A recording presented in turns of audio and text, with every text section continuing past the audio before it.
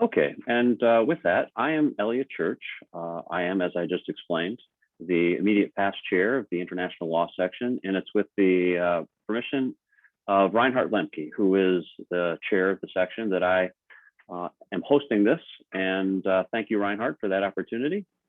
And it is my pleasure to introduce the panelists and moderator. We have with us, well, before I do that, let me make one comment. This presentation is really put on by two organizations, the International Law section of the State Bar, and also the East Michigan District Export Council.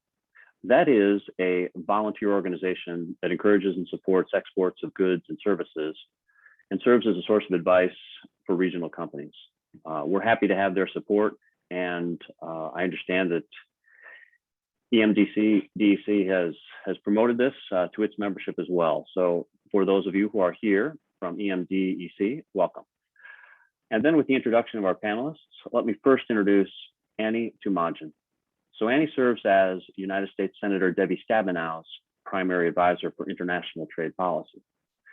Annie also advises Senator Stabenow on public policy matters and matters related to national security and immigration. Annie has a master's degree from Georgetown University School of Foreign Service. And second, we have with us Ann Wilson. Ann is the Senior Vice President of Governmental Affairs of the Motor and Equipment Manufacturers Association, MEMA. Annie is usually, I think, in Washington, D.C., or the association itself is. But you're presently in Detroit. Is that true, Ann? I think so. Field. Okay. Ann oversees legislative and regulatory monitoring, reporting, and advocacy for MEMA, and she develops and promotes association members' views on legislation and regulations affecting the motor vehicle supplier industry. Ann Wilson earned her law degree at Washington University School of Law in St. Louis. Alex Perkins is with the advocacy firm Melman, Castagnetti, Rosen and Thomas, based in Washington, D.C. Alex, are you in Washington, D.C. at this moment? I am, yep. Thank you for joining us from there. So Alex previously worked for 9 years at Stellantis NV, which was formerly known as Fiat Chrysler. And there he advised senior management on policy issues and political and reputational risk.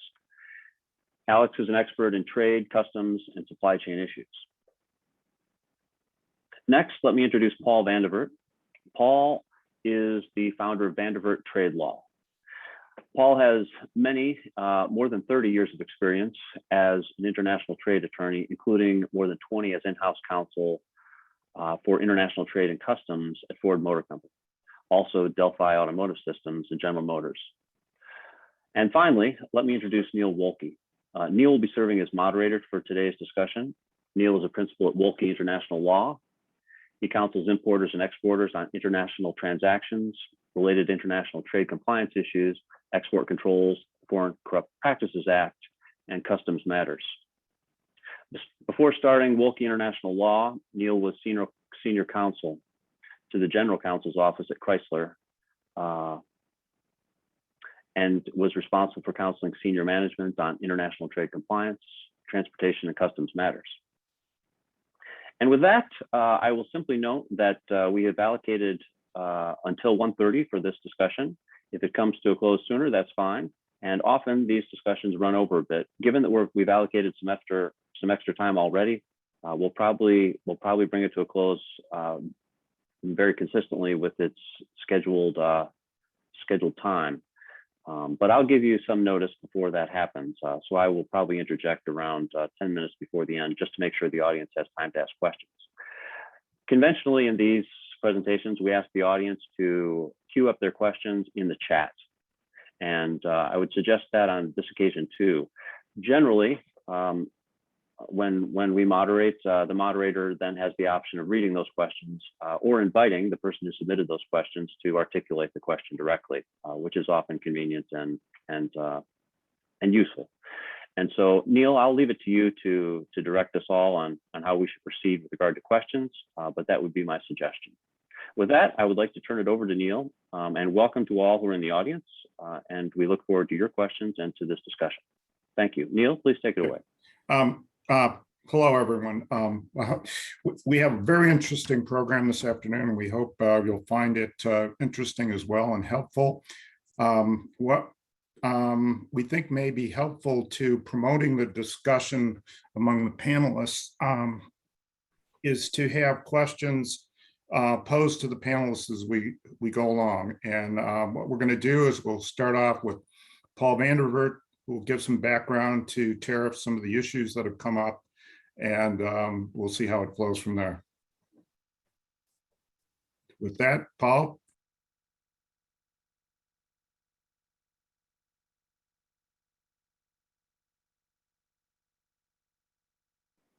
Paul, I'll note you're on mute.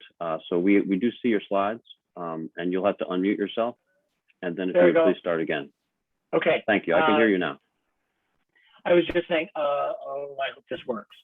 Hello, everyone. My name is Paul Vandervert, and I'm going to kind of try to set the table here for our discussion among the real experts and players in this area. The fundamental thing is tariffs are taxes, and they are taxes that are imposed on goods that are imported from another country into the home country. It's not always the United States. Important to note, they are taxes paid by the importer to the government of the importing country.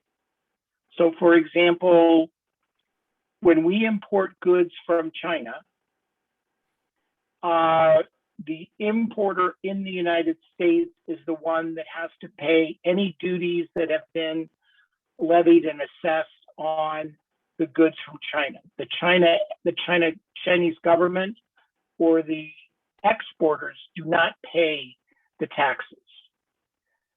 Tariffs can have an impact on purchasing and therefore an indirect effect on foreign producers and foreign exporters. But the basic issue is tariffs are an import tax. And sometimes, well, because we have a number of lawyers on, words are important. Tariffs are actually the word that refer to the rates of the tax assessed on imported goods. They are not the actual tax. Import taxes are also known as customs duties. So what it is if you have a tariff rate of 2.5% on imported cars, the duty rate is 2.5% on the value of the imported. And how those tariffs are assigned, there are theoretically different tariff rates for each type of good that is traded internationally. How the tariff rates are assigned and how the values are calculated are very broad, fundamental exercises in customs and international trade, but outside of the scope of our discussion today. Customs duties and tariffs are, to me, kind of the shark of government revenue. What I mean by that is they are incredibly simple and therefore really effective in that tariffs are what it's relatively easy for the sovereign or the government to stand at the border and intercept traders and say, well, if you want to come into my country legally, you have to give me some money now, and then you can come into the country and sell your goods. And this is an age-old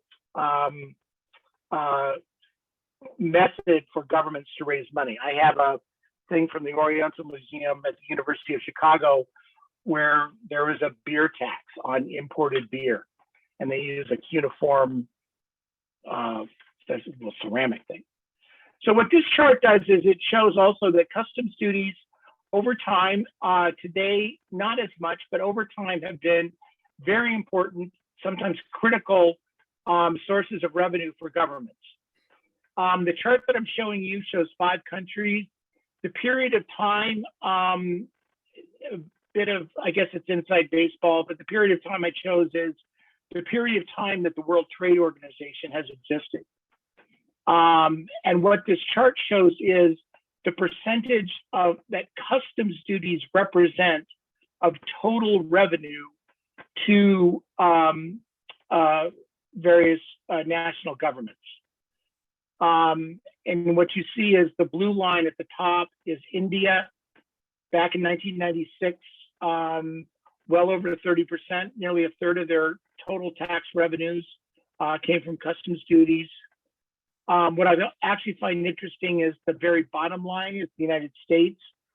We have a reputation and take pride that our tariff rates on imported goods are either among the lowest or the lowest in the world overall. And yet these duties remain to be around a steady 3.5% of US federal revenue. Prior to 1913, they were a huge amount because it's the income tax that has supplanted customs duties as the primary source of revenue. What is the purpose of tariffs? They are to regulate trade. And among notable events in tariffs, well, one of the most notable events is customs duties, and the regulation of imports was the very first substantial piece of legislation passed by the very first Congress. So customs was literally passed by the founding fathers in 1789. Neil told me that the date of it was July 4th, 1789. The only legislation that had happened prior to that was organizing legislation and getting members of Congress seated. In 1930, there was a huge increase, quote, reform of taxes, of tariff duties. Some people have said that it was a cause of the Great Depression. It likely is not, but it certainly was a problem. And what I find fascinating from this newspaper headline, which is from 1930, is it could have been something that appeared in the newspapers or in the press 3 years ago when the Trump tariffs went in. It says, Hoover signs tariff bill as ships speed to evade new duties. It says, what's interesting is the very bottom headlines is customs officers now face big job. Most must put anyway. Basically, they have to put in all of these duties literally overnight, and that's actually a massive job. So there's not just the trade policy aspects of tariffs, but there's also a practical, oftentimes behind the scenes impact on business. The next, another function of tariffs is to protect domestic industries.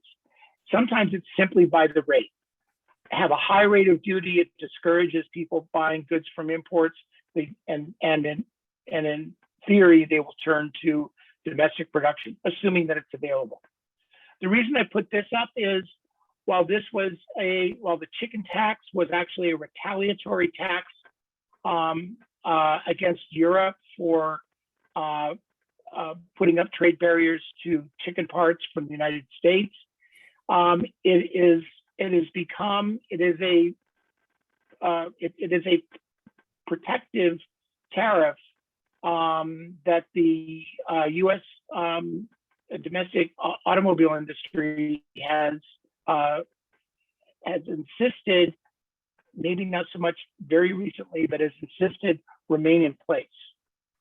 And so we've had it for more than 50 years, which is a 25% duty on imported trucks. And the target was the VW truck, which ended up being, when we saw it in the United States, it was the microbus, which was classified as a passenger vehicle. And then finally, they are retaliation. So, the duties can have multiple purposes. So, for example, the chicken tax has become it is genuinely a tax to protect domestic industry, but it had its origins as a retaliation against what we perceive to be unfair trading practices by Europe against our chicken exports there. What we're going to focus on today, because it's more immediate and of immediate both interest and import to all of you, are what we call the Section 301 China tariffs and the Section 232 steel and aluminum tariffs. The sections are in the federal statutes authorizing these types of tariffs. I think I'm going to leave it at that and turn it back to you, Neil. Okay, Paul, and actually the other panelist, probably you, Alex, or Ann might want to jump into this, is that one of the consequences of tariffs like the Section 301 and the Section 232 tariffs is that they tend to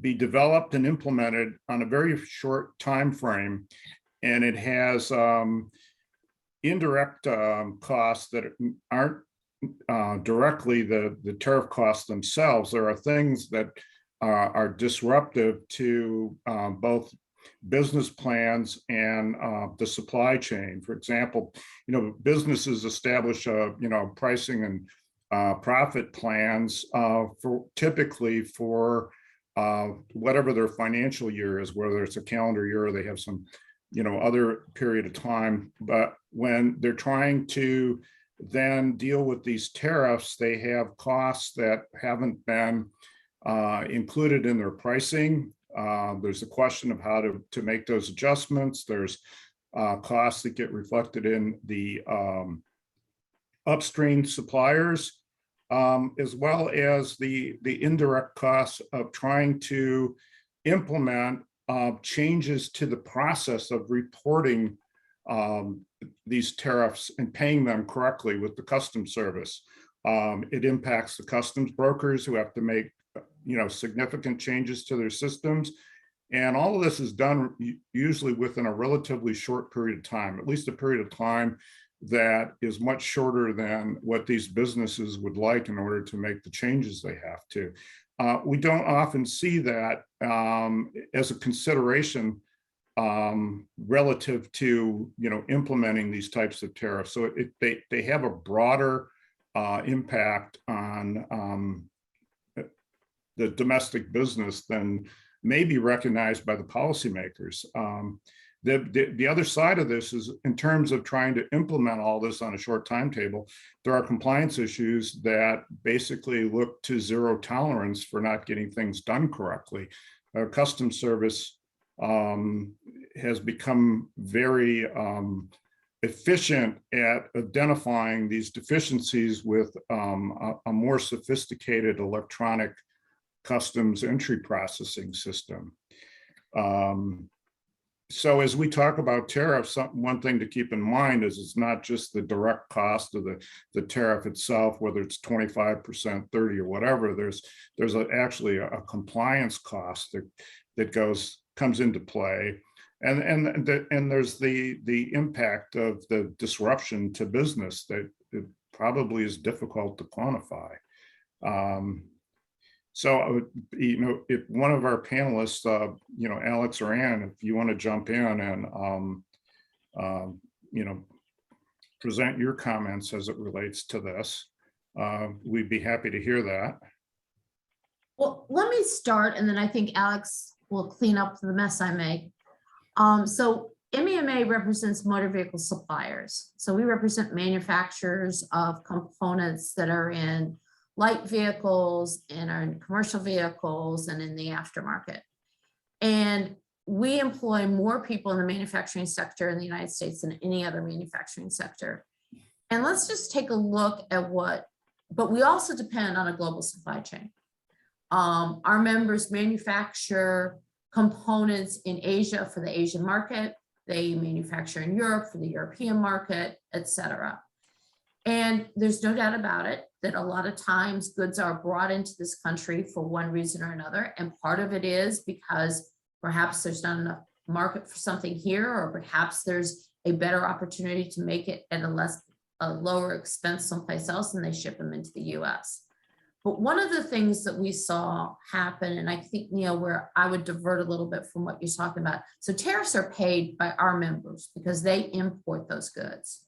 And what we saw as a direct implication of the tariffs regime from the previous president was the cost of goods was going up. So we had, for instance, members who had components that were being imported from China for further manufacturing in the United States, and they no longer compete with the finished good that was being imported from other countries.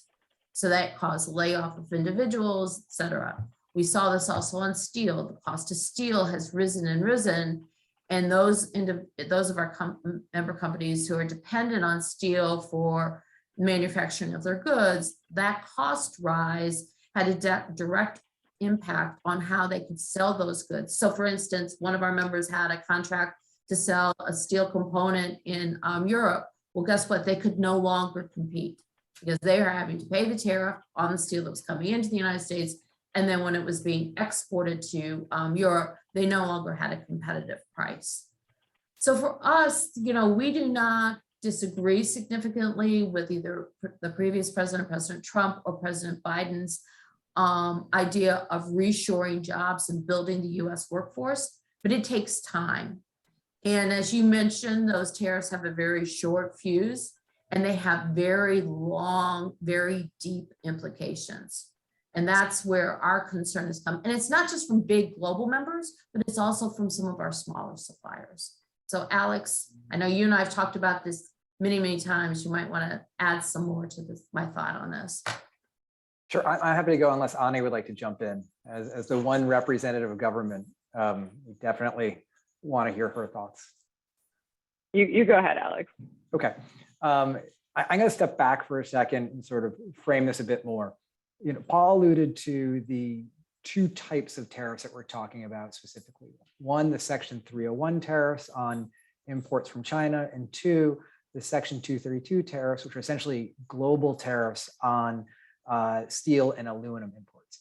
The Section 301 tariffs were imposed in response to an investigation that was conducted by USTR related to unfair trade practices, specifically IP theft and forced tech transfer forced by the Chinese government against foreign companies, including US companies. Based on that investigation, which concluded that these activities were occurring over the course of several years, 4 tranches of tariffs were imposed, ranging from 7.5 to 25% as far as the rate. The initial target of those tariffs was generally areas in which there was specific evidence of tech transfer, IP theft, areas that were industrial sectors that were related to China's 2025 champion agenda, the sectors it was trying to promote. But over time, that nexus became less clear, and the scope and value of the tariffs that were imposed exceeded the damages that were estimated in the Section 301 tariff. Over the course of time, there were continued negotiations with the Chinese government and the Trump administration. And in 2019, late 2019, early 2020, if I recall dates correctly, a phase 1 agreement was announced, which obligated China to make certain changes to its IP laws and its enforcement of those laws, a few areas around tech transfer, as well as commitments to massive purchases in certain sectors, and most specifically agriculture. The Section 232 tariffs are a bit different. Those tariffs are imposed on the basis of national security. They have been used approximately 15 to 20 times. They are a very, very broad source of authority with little to any congressional oversight. In this case, the US government, Trump administration determined that Chinese overcapacity in steel and aluminum and the subsidies that were provided in those sectors were a threat to US steel and aluminum makers. It decided to impose a global tariff because of the fact that there was concerns around transshipment. For instance, that if simply the tariffs were focused on Chinese imports, China would then export to the EU, and then those products would come in through the EU. Over time, deals were reached in specific cases. One with Korea, which agreed to a quota, which has been somewhat unworkable. Australia, their aluminum sectors were dodgeable entirely. And more specifically, Canada and Mexico were excluded in the context of the USMCA negotiations. So you have those two sets of tariffs that are currently in place. And to Anne's point, the impact is quite severe, quite immediate, and longstanding. In the case of the 301 tariffs, the goal was to get folks to move their production out of China, was simply to decouple to a certain extent those supply chains. And there was an exclusion process one could get, but there was quite a bit of scrutiny. Approximately 2,000 exclusions were granted, and only 500 of those were extended, and those extensions have since expired. Yesterday, actually, the Biden administration agreed to reopen the exclusion process for those 549 exclusions that had been extended. On the 232 side, it wasn't so much about getting folks to move their production out of China or the EU or Mexico or Canada. It was about boosting the US industry. Unfortunately, those tariffs have not had their intended effect. Looking at hot rolled steel, which is auto grade steel, the auto industry uses quite a bit. Prices have gone from a 10-year average about $600 to almost 2,000. Employment in the steel sector is actually flat, if not down, and capacity actually is down. So regardless of what the intent was, that intent's been perverted by steel producers whose stocks are through the roof and been paying down debt. Certainly not what the Trump administration intended, nor what the Biden administration intended. I've got a lot more to say on this, but I want to make sure everyone get some time to talk about it. So I'll stop there for now.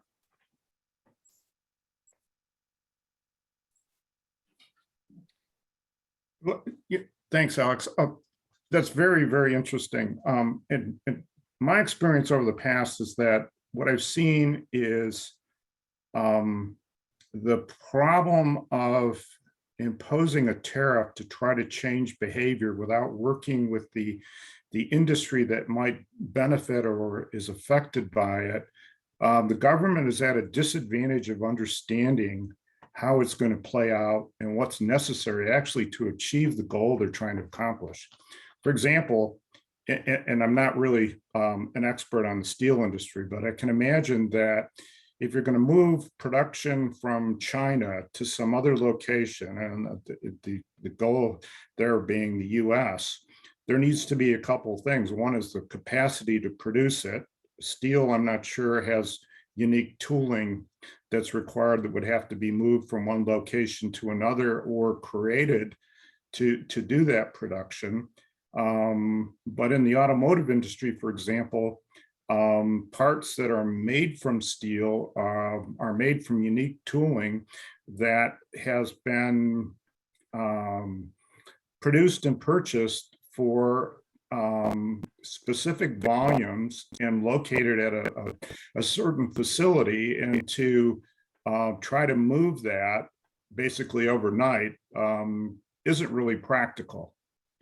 And I've seen from my own experience where the government has actually sat down and listened to industry experts in terms of, okay, here's the objective, here's what we're going to do, how's it going to impact you? And, how do we do this in a manner that we can achieve the goal that we're seeking to have here?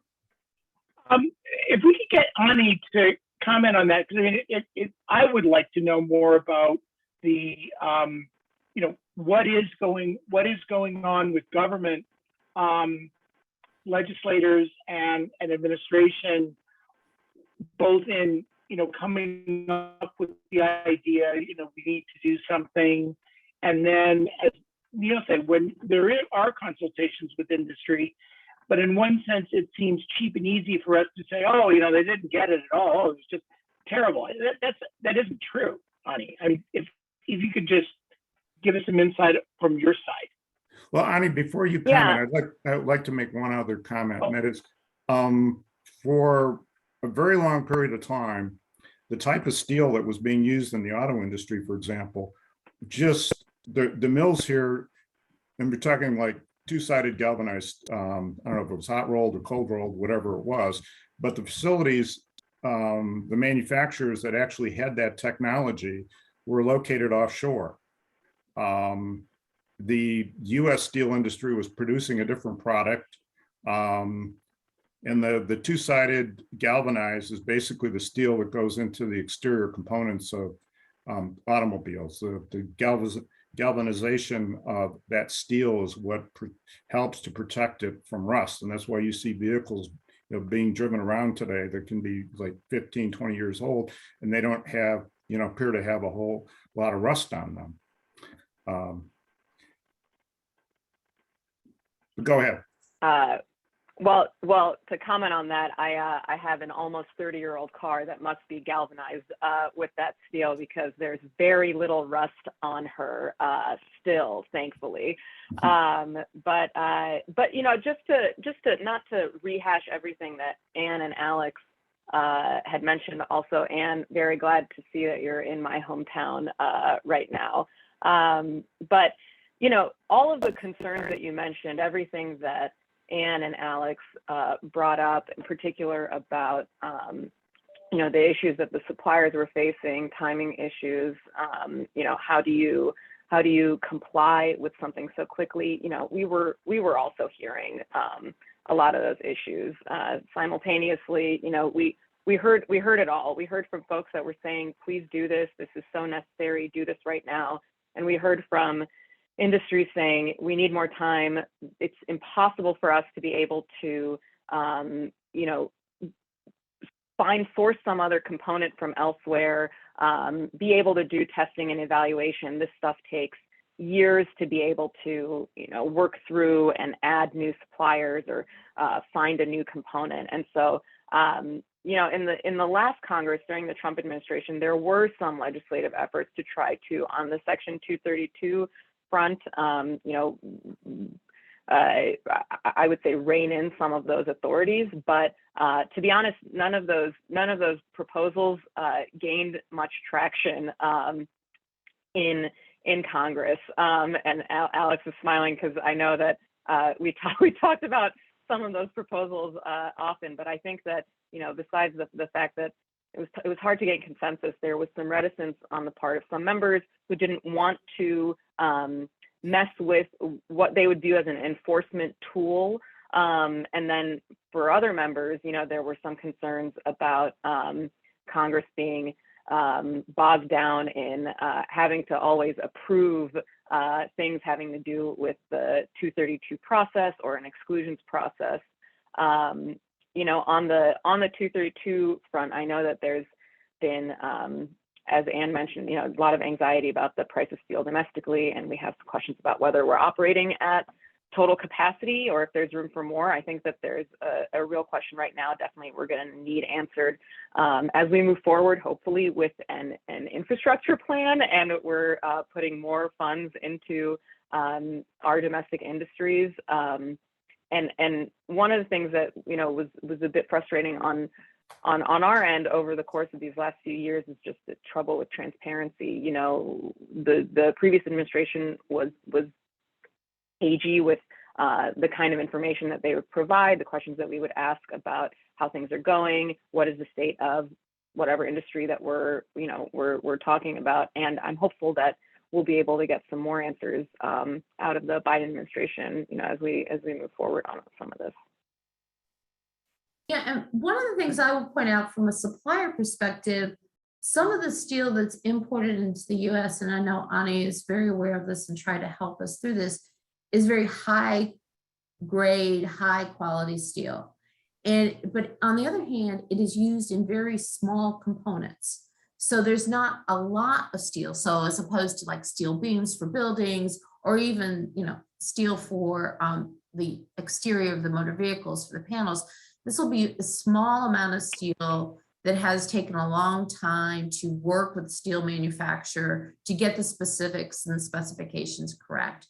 And sometimes the investment to do that may not be worth the domestic industry putting it into it, because it's not that much of a volume of steel. So, you're sitting here between a rock and a hard place as a supplier of, you've got to have this steel, as Ani mentioned, you've got a long time where what might be necessary to find a new supplier, if you can even do so, but then you are paying the additional duties and tariffs on top of that. And I'm glad that Alex mentioned the 301 report, because that was really important. I think there are many of our members in our industry would agree with many of the findings of the 301 report. There's serious questions about IP violations, other violations in China, and what we're going to do as we move forward. And I know Ani's boss, Senator Stabenow, is very interested in trying to move that agenda forward even now, because we're grappling with that as a country. But what our members' problem was the sort of indiscriminate use of tariffs as the tool to address these other problems.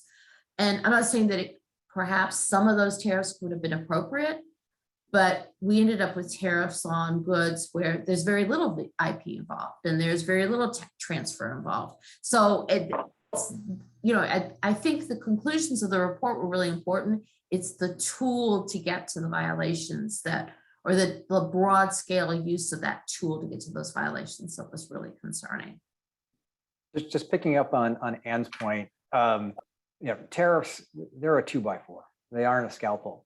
But they're also extremely attractive. To Ani's point, when there was debate around ratcheting back the extensive authority under 232 to impose tariffs, even those who might have been sympathetic said, well, yeah, the way the Trump administration's using them, that's a bad 232, but I can think of a good 232. So to the extent there was going to be an administration that's more sympathetic to their views, that member's views, they want to make sure that member had the authority to use them. And I'm thinking specifically about climate-related 232s that Senator Warren talked about at one point. But Neil, to your point, and following what Ann said, the prior administration and this administration knows what they're doing. They're aware of the collateral damage. And as far as the direct costs of the tariffs and the indirect costs associated with the administration of them from an internal perspective in terms of supply chain, customs and purchasing, and the time and cost it takes to resource. Their view, however, is though that, and I think, we thought this would happen, it has happened. The Trump and Biden policies, particularly with regard to China, are relatively similar. It's not, trade policy by tweet under the Biden administration. It's more methodical and, in its rollout, but by and large, it is the same. And Ambassador Catherine Tai, who's the U.S. Trade Representative, gave a speech on Monday, rolling out sort of in broad strokes what the U.S. policy towards China would be. And one, it was they were going to re-engage around China's commitments under the Phase 1 agreement, where it's falling short. Two, they were going to open the exclusion process, which I alluded to, the very, very narrow opening. And three, they were going to work with friends and allies as far as coordinating in their efforts to address China's bad acts. But at the same time, the concerns are the same. And Ambassador Tai talked about them, not just during her speech, but actually in some ways, more. She said more during the Q&A that followed, and I'll highlight 2 points. One, as far as supply chain, and she was asked the question, is the U.S. government trying to get companies to decouple from China and move their sourcing outside China entirely. And she said, no, I don't think that's realistic. But then she said, which I think is the more important point, is that we need to realign our US-China supply chains from ones that are based on dependency to ones that are more robust, essentially creating a sort of prisoner's dilemma where neither side, particularly the Chinese, can hold any one supplier hostage because of the potential repercussions on the other side. The second point she made was about manufacturing. And the point she made was, look, I understand that there's those who view that, what matters is the R&D. And as long as we have, the intellectual property and the R&D in the United States, we're fine. What she said is, no, you need the manufacturing here. You need the manufacturing here because if you don't, you lose a key aspect of the innovation ecosystem. And it's that manufacturing process and going through that process domestically that makes sure that your ideas and your IP and your R&D are competitive and that they are as innovative as possible and have the most bang for their buck. The moderator said, basically, so what you're saying is if you don't manufacture, eventually you don't invent. And she said, yeah, I agree with that. Like and he said, you can use that line. He said, I will. So I think, whether it's the Trump administration or the Biden administration, what we're looking at here is, maintaining competitiveness and maintaining innovation and maintaining supply chain resiliency. So to the extent that those are their goals and creating more, the word that Ambassador Tai used was robust supply chains, making sure that we have advanced manufacturing and have a robust manufacturing ecosystem here in the United States, they're going to continue to use tariffs. And if there is collateral damage as a result, I don't think there's a ton of concern.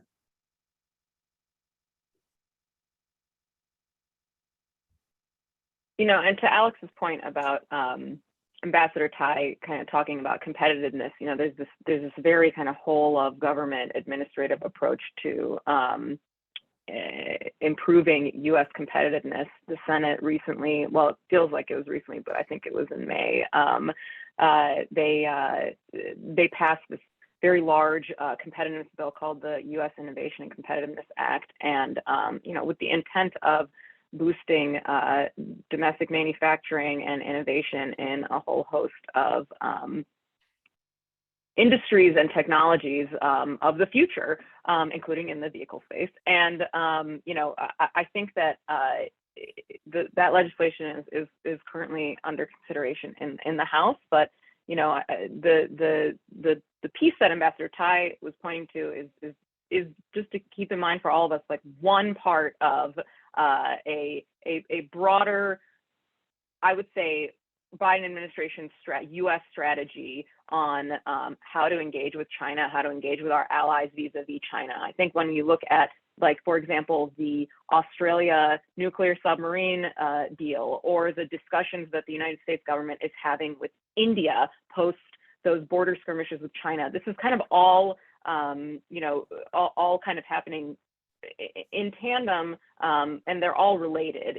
In my opinion, I think that's something that we're going to view a little bit more. And I think Alex is right. There at the moment, we don't see too many differences between how the administration's approach to China is, but the piece about working with allies, I think, is something that might be a bit of a difference with the Biden administration than it was with the Trump administration, or at least trying to coordinate with allies on engagement, containment, competitiveness, whatever you want to call it, for like a broader strategy.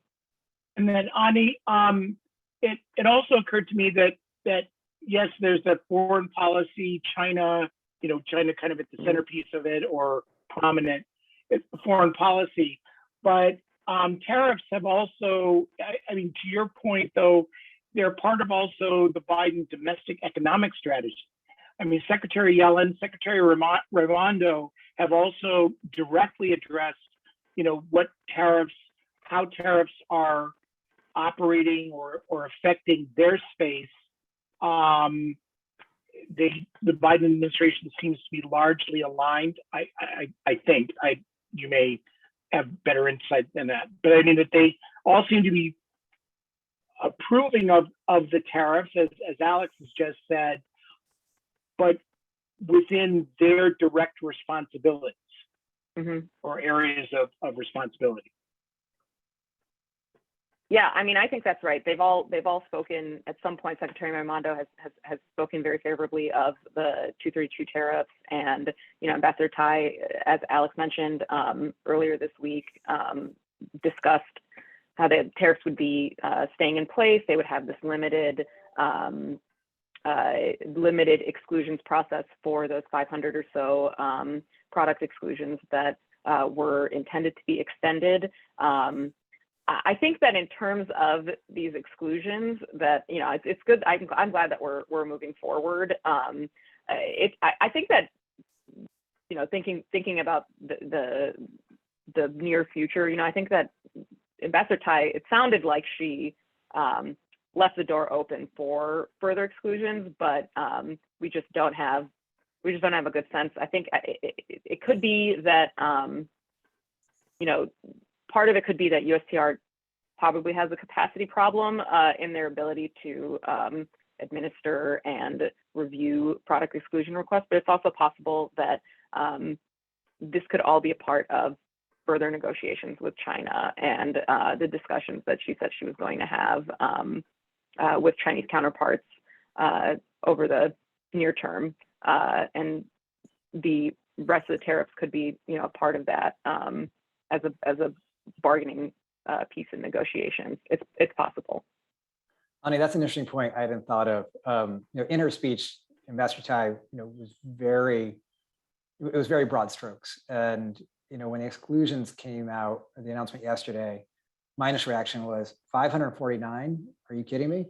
I had expected, given this focus on innovation and supply chain resiliency, that the reopening exclusion process would be much more expansive, and that it would focus on those criteria as opposed to the limited nature of the reopening. And to your point, she did suggest there may be subsequent exclusion reviews, but I think you may be absolutely right. Like the narrow opening was for purposes of her negotiation with her Chinese counterparts, waiting to see what, if anything, they do to fully implement the phase one agreement, purchasing obligations and other obligations before, demonstrating more flexibility. I guess what's disappointing there is,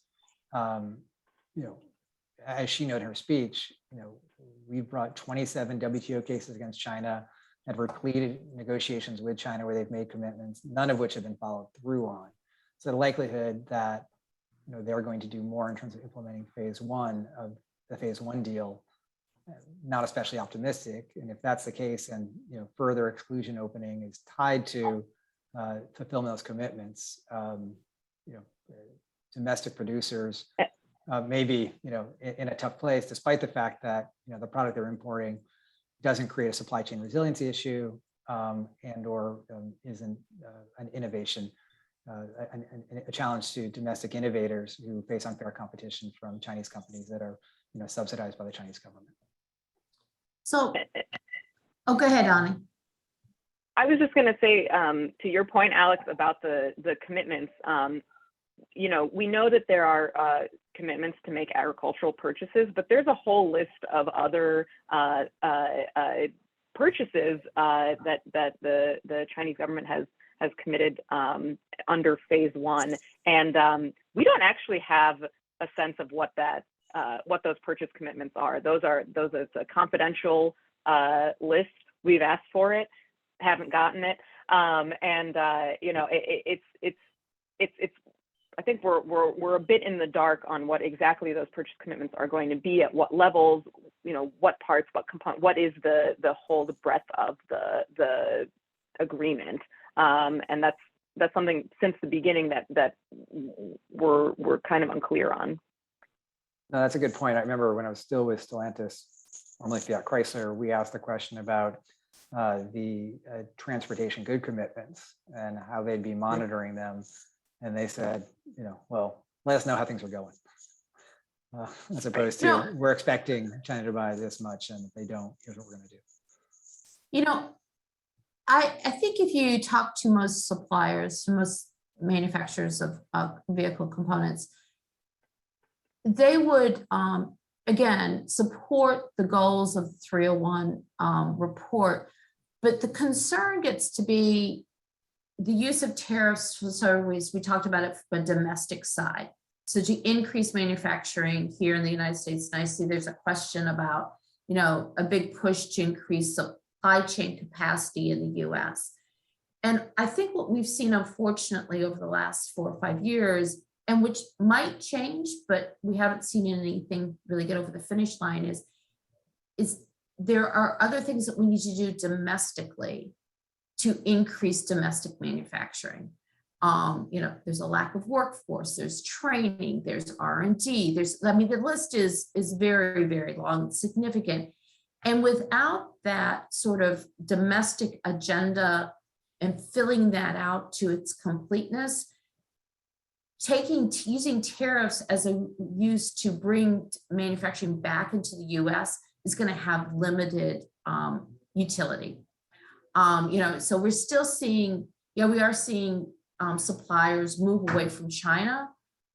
They may be nearshoring capacity here in USMCA territory or something like that, but reshoring some of this capacity into the US has so far not been really viable, either because the end customer of a vehicle or the end customer of an aftermarket good does not see that price differential to be competitive, if we are still trying to be competitive nationally or internationally. So I don't mean to be, well, I guess I'd be, the voice of reality speaking or something like that, but that's what's been disappointing about this sort of conversation. We see China as the party that we need to compete against, but we haven't been able to, and Ani's boss is not one of these people, but Congress has not been able to get their arms around what we need to do for domestic policy to really encourage more manufacturing jobs in the US. Because, Anne, isn't, in one sense, aren't you saying though that before although the tariffs can prompt a shift in where we get our stuff and all of that, that before that actually happens, though, there has to be the ability to continue doing your business with that new supplier or that new supply chain, and that to some extent, for a variety of reasons, that viable alternative is not presented yet in domestic manufacturing. Well, I think I might say it a little differently, Paul. I think Okay. Almost like simultaneously. When you go back to what Alex was saying about what the purpose of the tariffs were. So, there's a lot of debate whether the 232 tariffs on steel and aluminum really was a national security risk. We won't go into that because we don't have enough time today. But, the 301, the broad use of them, is another whole piece of it. But if we're going to do this, and I think I personally think, and our association thinks it's a legitimate goal to bring more manufacturing back to the US, we need both a robust domestic manufacturing policy that includes lots of different tenants, as well as the ability to level playing fields through tariffs with some of our competitors globally. And I don't want to diminish either role of them, but when you only use the tariff piece of it, it does become very much of a deterrent for US manufacturers. It is not helping build it up, is what I would say. That being said, it provides me with the opportunity to throw out the question that I have here in terms of if the intent of the tariffs is twofold. One is to change the behavior of China, and the second to be to create more manufacturing in the US. Is there a government agency that's measuring the progress? I assume the USTR is measuring well, not assume, but they are measuring China's behavior in terms of the effect of the tariffs and their commitment, or not commitment, but their completion of certain commitments that they made. But the other side of this is whether or not there's anyone other than industry itself that's looking at what's happened in terms of what was being manufactured in China at the time of the tariffs, where's it being manufactured now? And thirdly, how much of that has actually come back to the US? Because it seems to me if the goal is to bring manufacturing back to the US, you want to see whether or not there's any progress being made to that goal. And to the extent that there is progress or not progress, you want to be able to look at it and see why is it not happening? And someone jump in here and help me, is because I'm getting the sense that that part did not take place under the previous administration. And I have a question as whether or not there's a plan for that under the current administration. Alex, you look like you want to jump in. No, I'm just thinking, I mean, there are a number of agencies that are going to be looking at this, whether it's USTR, Commerce, Treasury, White House, NEC, NSC, National Economic Council, National Security Council. But I don't think there's any one entity that holds exclusive responsibility. Additionally, I don't think that there's anything public at this point. Ani, let me know if you think otherwise, or Ann. When Ambassador Time Monday was specifically asked, so what's the scorecard?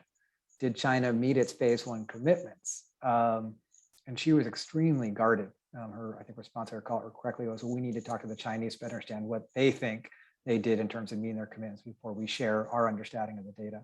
So, as far as the phase one, commitments, whether they're, purchases or, compliance with IP and tech transfer obligations that they undertook, certainly USTR and others are looking at that. As far as, our businesses coming back, I think there have been some private studies demonstrating, to Ann's point, that there has not been a lot of that.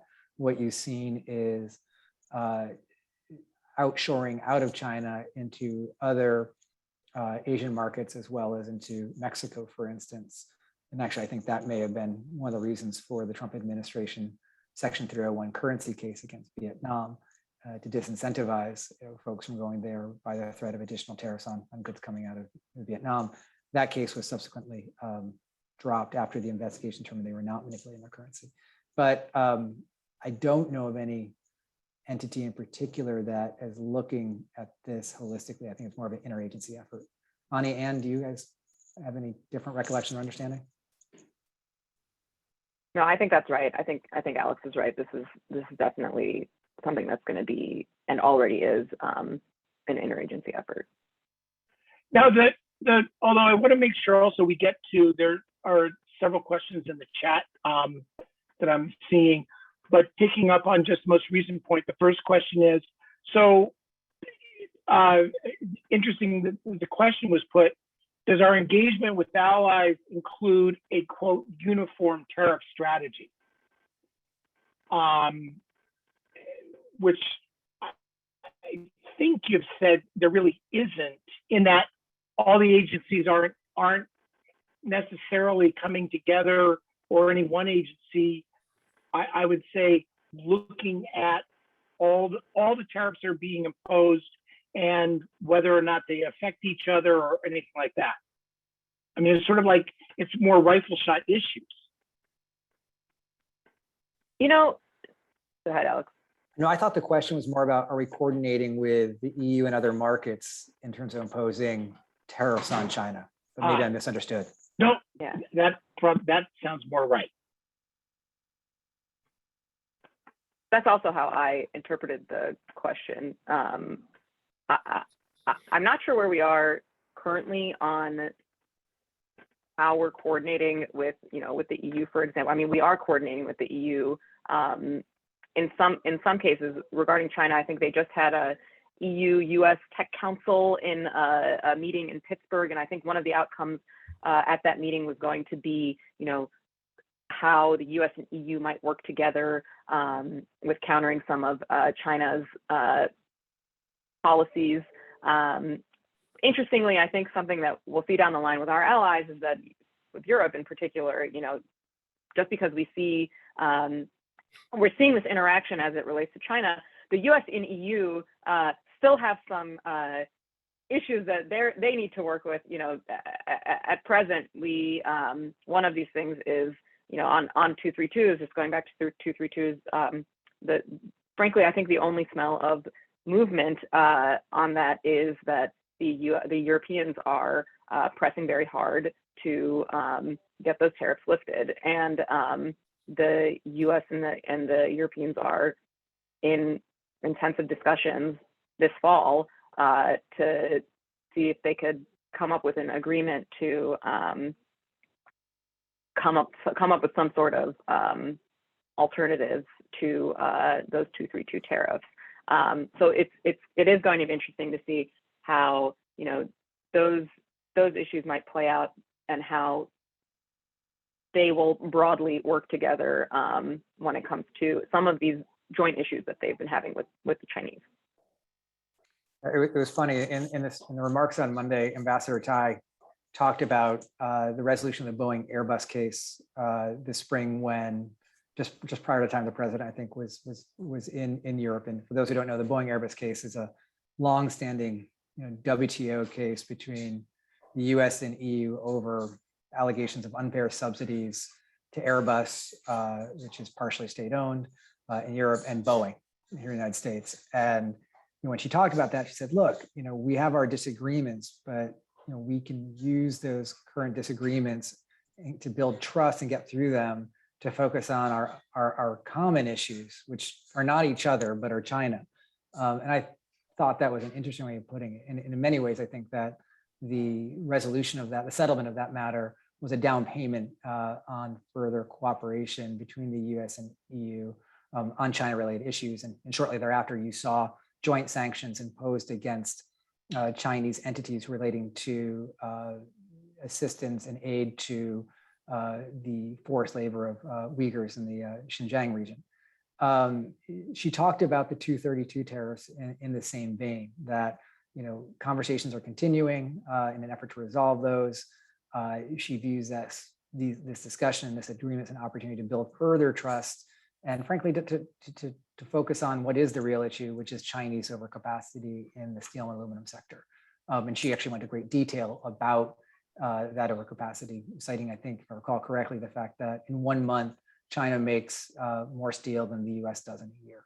And, you know, the fact that this is, you know, extensively supported by unfair subsidies provided by the government. But, you know, that's a tough road to hoe. There are a lot of disagreements between the US and the EU that could, you know, hamper coordinated effort. I think the same goes for Japan and South Korea, to a lesser extent, Australia and the UK, based on their historic alliances. But, you know, it is exciting to see them talk about potential resolution of the tariffs on the EU, and perhaps a framework that can be adopted with Japan and South Korea, two key allies that for whom we should not be imposing, you know, tariffs based on national security. And I would say one of the things that concerns me is one of the tools they're talking about using when they you know, try to work with the 232 tariffs are quotas. And for smaller manufacturers, particularly, quotas are very problematic.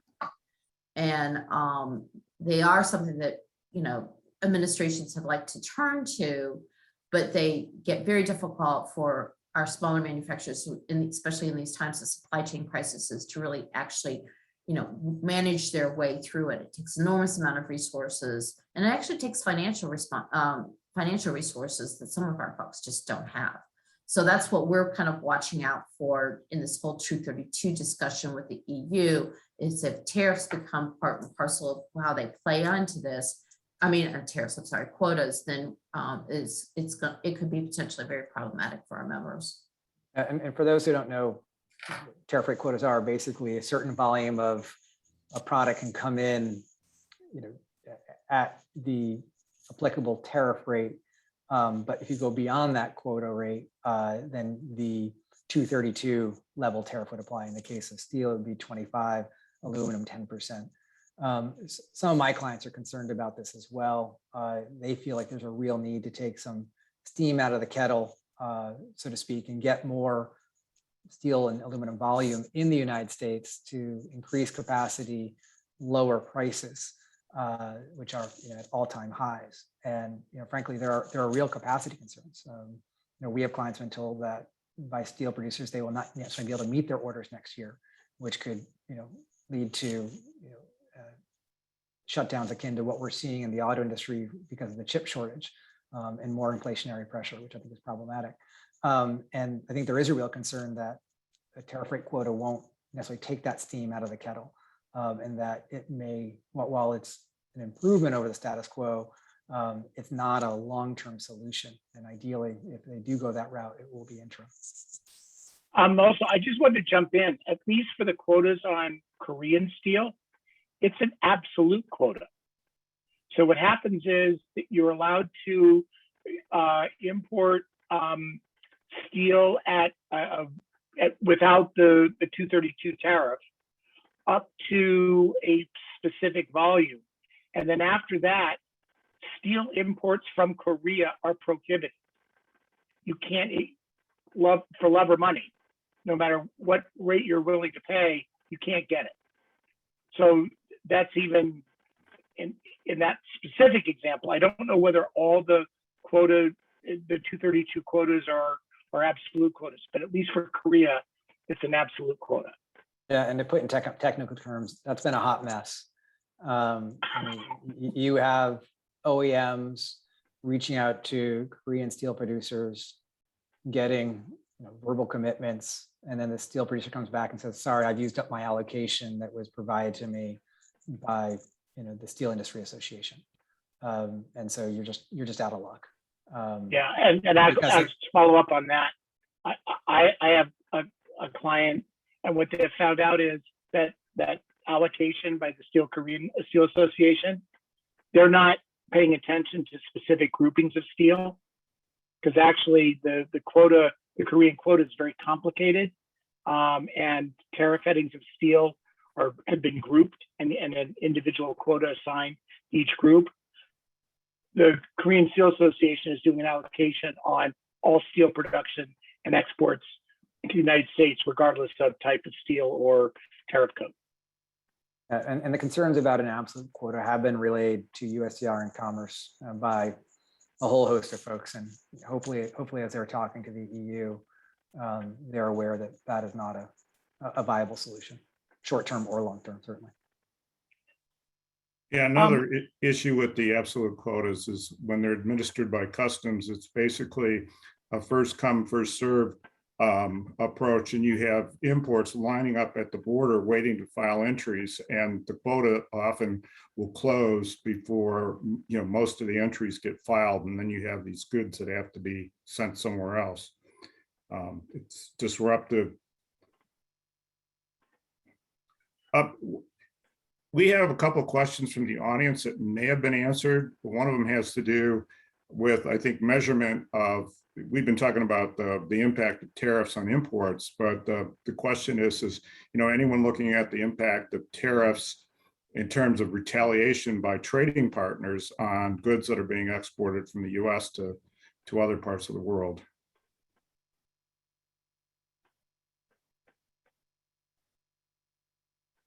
I think this was on the last administration's radar, and it's on this administration's radar.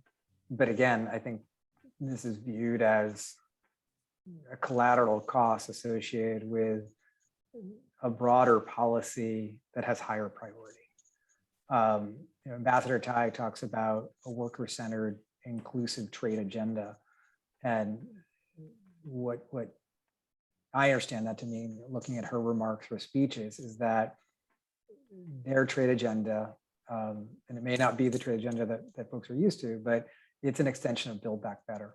And that the end goal is to improve the quality of life for workers domestically and internationally, to address the wage gap, to address disparities of wealth, to promote workers' rights, civil rights, and environmental rights. And to the extent that that can have a dampening effect on the ability of U.S.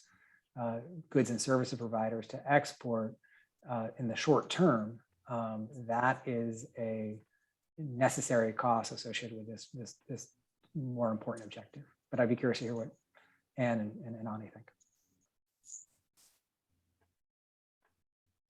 I think that's right. I think that's from where I see it sit, that's what the objective seems to be. It's a very, they've mentioned this from the beginning, very worker centric. We're talking about climate change. We're talking about the environment. We're talking about workers. We're talking about enhancing the domestic industry. One thing that was interesting about the retaliatory tariffs that we've seen as a result of either 232 or 301, a lot of it was on a lot of agricultural products, and agriculture tends to get hit with retaliatory tariffs when we see trade measures like this. I think that you saw a lot of folks in agriculture concerned about the retaliation, but also you saw from a lot of farmers that they were supportive of those measures, saying, this is a short-term hit that we're taking for a longer-term goal that the administration wants to achieve, which was really interesting to see, to be honest. And on the other hand, there were other industries that were hit with various retaliatory tariffs who consistently say to this day, we would like to see those tariffs lifted. And, it's affecting our ability to export, it's raising costs. We do hear from those folks as well. Alex, I don't know if you wanted to add anything to that. No, you said exactly what I was thinking. And there were those in the trade community that would, go out and try and find a farmer who would say, these Trump tariffs, they stink. And they could find one. But, to your point, and it's better given the fact that your boss chairs the Ag Committee in the Senate, they were wildly popular. And folks certainly were willing to give President Trump the time he needed to, stay the course, for better or worse. I don't get a sense that there's as vocal support for the state of play currently, but I don't think that from a farmer's perspective, it's significantly diminished. The whiskey and bourbon folks, they haven't been happy from the get-go, particularly with the EU retaliatory tariffs. Still not happy, but they are not, relative to some other constituencies and stakeholders in the U.S. Sufficiently, as much as I love whiskey and bourbon, strong enough or powerful enough to drive a change in the policy. Yeah, and we had some smaller suppliers who were very much in favor of the tariffs, particularly on China. And this is where it gets personal. And this is why I still think we've got to look at domestic policy and trade policy hand in glove and not as separate implements to get to a final goal. But, their point was, as Alex started off in the beginning, that 301 report was very accurate in many eyes. And they felt that they were seeing the detriment of imports from China, some from US companies, some from Chinese companies or other companies. And they were seeing those detriments and not any upside to it. And so we've had some difficult conversations about where we were on some of these tariffs too. I will say that many exporters, though, of manufactured goods in the US, and I can think of one in particular, thought that they were getting it coming and going. So they were paying, tariffs on maybe steel coming into the US, and then they were subject to a retaliatory tariff when they wanted to export their goods into Europe. And that just added to the tension, right up there with the whiskey and bourbon guys. Well, I wanted to point out, there's always wrinkles. For example, I read recently a news article that while the Chinese, this is to agricultural exports, while the Chinese have not reached the levels that they had committed to, that they have actually been purchasing, and that in just absolute terms, agricultural exports to China are actually at a record. Now, it may be a modest record over previous sales, but they're actually exporting more than they had been before under other circumstances, which I think only makes the kind of the debate, if there is one, the more difficult. You know, if farmers are seeing an increase in business, it may not be enough, they may still be hurt, but they're going to be less, you know, then it strengthens their ability to say, but I support the policy. And then the other thing I wanted to mention, and I'm going to try to weave in two slightly separate questions, is the expansion under 301, where the real impact, and I think a lot of the concern was the expansion of the tariffs beyond the initial $54 billion of goods coming from China. It was the expansion to almost everything else. And on the one hand, I personally, can often be characterized as a dogmatic and kind of blind free trader. It was like, no, this, you know, it's gone way out of scope. But the problem is that the Chinese in particular, but we have other trading partners that have done the same thing. They have a history of breaking their promises. And when, you know, sometimes, unfortunately, I think there's circumstances where tariffs are a 2x4, but some people would think that you know, maybe you need a 2x4 to fix the problem, you know, to address the problem or counter the problem. And if they weren't, and if the Chinese weren't willing to reconsider their intellectual property and forced technology practices with 52 billion, maybe 500 billion would get their attention. Now, it hasn't had that effect. The other side of that is somebody's asked a question about the litigation now currently in the Court of International Trade on those expanded tariffs, the quote lists 3 and 4, and what we might think the outcome. I'd like to hear from Alex and Ani, and my view is the Biden administration is vigorously defending it. I think it's more on the issue of protecting executive authority and discretion in this space. And as we've also heard, while they may be coming at it from different reasons and sources, the end goal of keeping the pressure on China with the tariffs is the same. And so they're not willing to concede that they're out of scope or that they were a bad idea. Does that sound right? Sounds right to me. I think you're absolutely right. I think that they're defending the cases on 2 grounds. One, that they're protecting executive privilege, and 2, they like the tariffs. And you know, there have been discussions about a potential subsidies case, and Ambassador Tai talked about the areas where they might be investigating. But frankly, with subsidies in China, it's shooting fish in a barrel. I mean, you can decide. You look, you're going to find them. And so, either way, the current tariffs give them leverage. The subsidies case and any tariffs they impose related to that would give them additional leverage.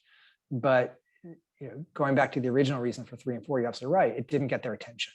They ramped up the tariffs because the tranches 1 and 2 were inadequate to bring the Chinese to the table.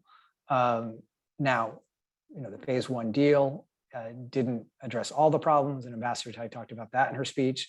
And so perhaps they do need additional leverage to try and get them to do more.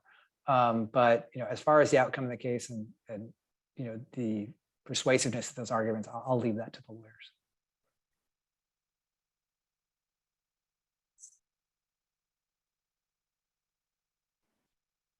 Well, I'll jump in here for a moment to alert you all that there are 9 minutes remaining in our allotted time, and probably to direct the panel's attention to the list of questions, just to make sure that we've addressed those. Vincent, there was one from Vincent, which I think has been addressed. And I'd like to ask Vincent, did you have a follow-up to that? If so, feel free to pipe up. No, I think the panelists said what they can talk about it. They are not clairvoyants that they can predict what is going to happen with those with the cases. I hope that it benefits the companies, but let's see what's going to happen. Thank you, Vincent. And also, Mr. or Ms. Trolia, there was, I think your question has been addressed as well, but did you have a follow up on that? And feel free to pipe up if you'd like to contribute something.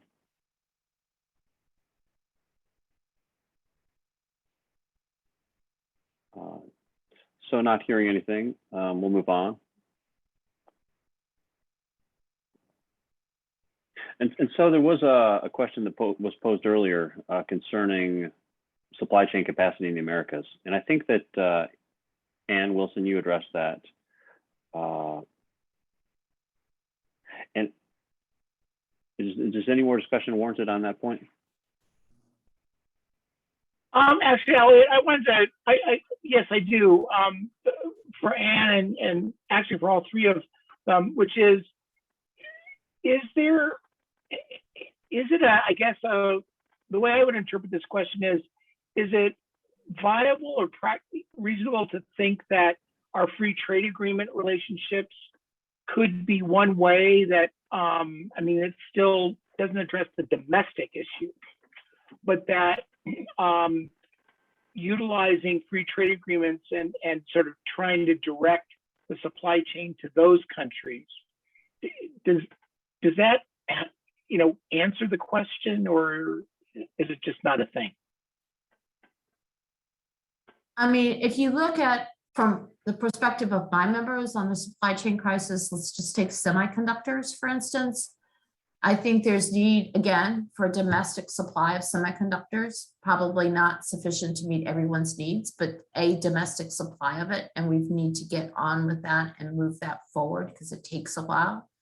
But right now, what you have is a global shortage of semiconductors. And so it's not something that we can count on the Germans who are investing in new facilities, the Japanese who are investing in new facilities to really provide us with their excess because they don't have any excess.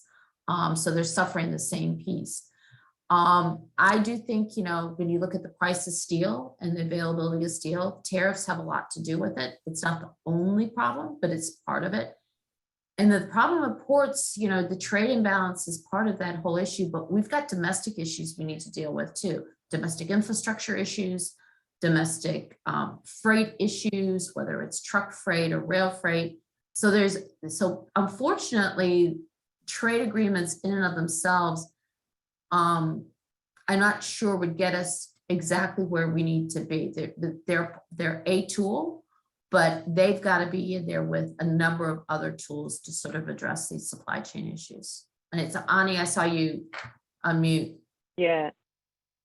Yeah, I totally agree with Ann, and I think that that's a really fundamental question. And you know, one thing that we haven't actually talked about during this conversation is what we saw during the pandemic, and how the pandemic, you know, showed us just how fragile some of these supply chains are. You know, there's a lot of conversations around nearshoring or reshoring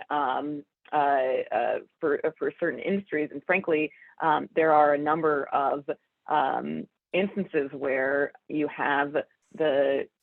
will take China, for example, in the solar panel industry, you have certain components where 95 or 97% of the entire global production is in China. And I think that is a real fundamental concern for, you know, how do we break some of this where you're relying on one single place for this one part of the supply chain, where something happens, you have a major bottleneck issue, and then you're totally, you know, you're screwed. So you know, I for lack of a better word. So I think that, you know, that's part of that is what folks in Congress, folks like my boss, are trying to address right now is we need to do some reshoring. We need to have a capacity and capability to do some of this domestically, whether it's semiconductor chip production, whether we're making more solar components, and we need to have the infrastructure and we need the incentives to be able to do that. But that's really a fundamental question is, exactly how do we do that? How much do we need to reshore? How much do we need to nearshore? But really getting it out of one single place is a real challenge for all of us. Annie, this is where you talk about the Manchin-Stabenow 48C tax credit included in the BIF. Please, you go ahead, Alex. Yeah, I will. So this is actually a really exciting provision that Senator Stabenow, along with Senator Manchin, were successful including in the infrastructure package that's currently pending in the House. And I remain bullish on both the passage of the infrastructure package as well as reconciliation. That's a separate discussion for a different Michigan State Bar section. But what's exciting about it is it provides a significant tax incentive for green manufacturing in a variety of different spaces. And to Ann's point, it's this kind of domestic investment that's going to make it easier for companies that are currently sourcing abroad to localize that production domestically and help policymakers achieve these dual priorities of one, reducing dependency on China and improving supply chain resiliency, and then two, building that innovation ecosystem by ensuring that production, not just the R&D, not just the intellectual property, not just the research, is done here in the USA. Well, we're closing in on the end of this, and Neil, if you would permit, I would like to invite the panelists to each make some closing remarks, and I think the appropriate or inappropriate question to seed those final remarks is, what is the appropriate role of tariffs? So there have been concerns expressed about the effect of tariffs on manufacturing in the U.S. and competitiveness, trade imbalances, relationships with allies. And so they have this multifaceted effect on all aspects of international relations and domestic production and so forth. But what's the right role of tariffs? So if you could respond to that and put it in the context that you like, I think that would be interesting. And Neil, I guess I'll leave it to you to suggest an order for the panelists to make their final remarks. Paul, would you like to go first? Paul, you're muted. I will. The role of tariffs, something that I think is important, is that tariffs and trade policy are not a spectator sport. It's not something that's done just by a few people, like the people we have with us today and legislators and all the things. It's actually it's something that each company and each individual can have a voice on. So the role of tariffs can be defined by you. And what we have here today is we have Senator Stabenow. So you can go to your senator or Congress people and express your views. You can work through trade associations, which Ann Wilson is representing, and try to get a consensus or a broad view through your particular industry. And then there are, sometimes there's a price ticket to it, but private consultants, both such as Alex or even myself as a lawyer, we're there to help you. But this isn't NFL Just TV, for all of us to watch and kind of groan about or be happy about. You do have a voice. Ann, would you like to go next? Yeah, I do think there's an appropriate role for tariffs. We are in a global economy and we are in a global industry, and it does help try to balance economic situations in countries' imports and exports. I just would caution, one is that I think it needs to be included with domestic policy, but I still go back to what Alex said first. I think everyone needs to pay attention to where the beginning of these tariffs come from and be involved in that process, because at least helps level conversation of at least purported reason for imposing tariffs. So it's been great to be with Alex and Ani today, and thank you very much for having me. And Alex, would you like to follow that up? Sure, just quickly, I mean, to continue Ann's point, I think tariffs are here to stay. I think it's our job to work with policymakers to inform them of the implication of those tariffs and to ensure that they are as narrowly focused as possible to achieve the goals that this administration has said they're focused on, which are American competitiveness, innovation, supply chain resiliency, and limiting the collateral damage to industries that fall outside the scope of that mandate. And relatedly to what Ann said, tariffs are just one tool. This is a multifaceted problem, and if we really do want to achieve those objectives, there's quite a bit of domestic policy that needs to be driven forward. And frankly, I think there are a lot of good things in both the innovation and reconciliation packages that are going to support those efforts. Nani, would you like to wrap it up? Sure. As Senator Stabenow likes to say often, we need to export our products and not our jobs. And you'll hear her say that very often. And, I think just echoing what Ann and Alex said, tariffs are here to stay. Tariffs are a trade enforcement tool. They're part of how we regulate our trade policy and how we work in this global economy. And I'm just hopeful that we'll see a stronger connection with our trade policy and our domestic policies, like how the Biden administration has been pushing. So, thank you. So, Elliot, with that, I think that concludes our program.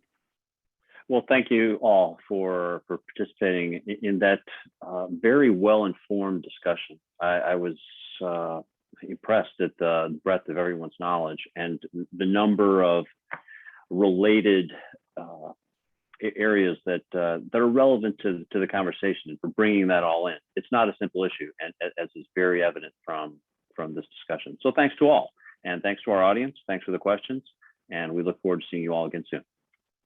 Thanks, everybody. Bye. Thanks.